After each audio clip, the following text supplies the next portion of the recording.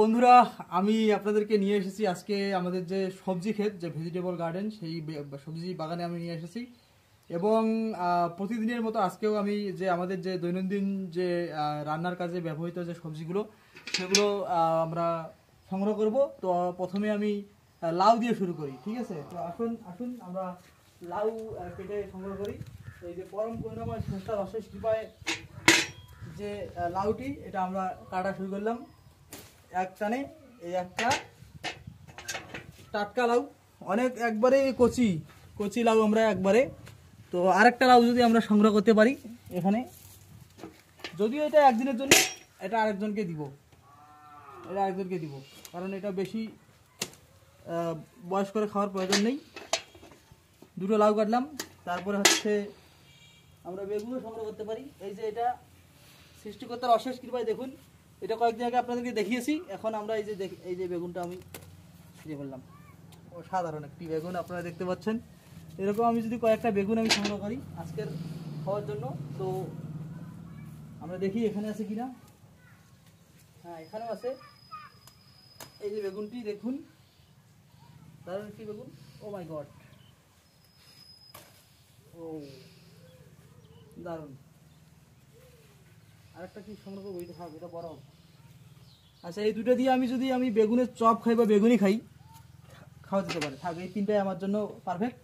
আমি এবার চিকন বেগুনগুলা যদি আমরা সংগ্রহ করি, চিকন বেগুনগুলো আমরা খেতে পারি ভাজি করে। তো এই যে একটা ছোট গাছ, এই যে গাছটা, এটা থেকে আমি সংগ্রহ করবো কয়টা বেগুন, যেটা সিরার মতো হয়ে গেছে, যেটা খাওয়ার মতো। একটা, এখানে দুটো করলাম সংগ্রহ। তারপর এখান থেকেও করতে পারি একটা। এভাবে যে শীতকালীন যে সবজি, এদিকে আসো রুদ্র, এদিকে আসো, আমি সংগ্রহ করি আজকের যে সবজি হয়ে যাচ্ছে। এখান থেকেও সংগ্রহ করতে পারি একটা, দুটো। তারপরে প্রত্যেকটা গাছ থেকে আপাতত নতুন আর কি এক, এই যে এখান থেকে একটা সংগ্রহ করা যেতে পারে। এই যে দেখুন, এটা মূলত ভাজি খাওয়া যাবে। এটা মূলত এই জাতটা হচ্ছে সিংগাতি বেগুন। এই দেখুন, এই যে নাইস একবার তরতাজা, কোনো প্রকার কীটনাশক বা রাসায়নিক ওষুধ ছাড়াই এটা একবারে ভেজাল মুক্ত সতেজ সবজি আমরা বাগান থেকে, নিজের লাগানো সবজি ক্ষেত থেকে আমরা সংগ্রহ করে খাচ্ছি। সত্যি অসাধারণ। এই যে আমার এত পরিশ্রম, এই যে সারাদিনের অক্লান্ত পরিশ্রম, তারপর আমার কোনো অসুখ বিসুখ বা রোগে আক্রান্ত নই। কারণ এই ধরনের তরতাজা সতেজ সবজি যদি আমরা খাই বা ভোজন করি, তাহলে মানে কোনোভাবেই রোগ আপনাকে আক্রমণ করবে না। আর হচ্ছে আমাদের দৈনন্দিন জীবনে ভালো থাকার উপায় হচ্ছে আমাদের মনটাকে উৎফুল্ল এবং আনন্দদায়ক এবং উপভোগের মধ্য দিয়ে পার করতে হবে।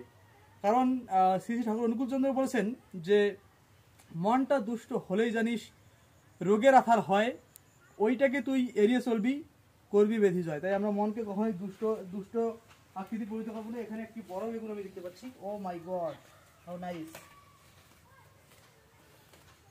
Nice the brinjal it is. কি সুন্দর বেগুন।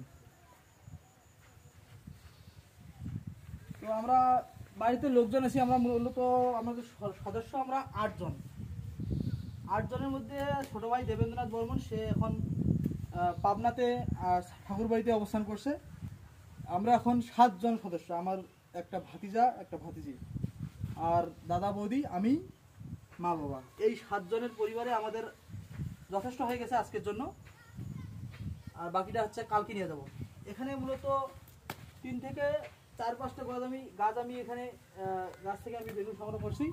বাকিগুলো আমি আগামীকাল নিয়ে যাব।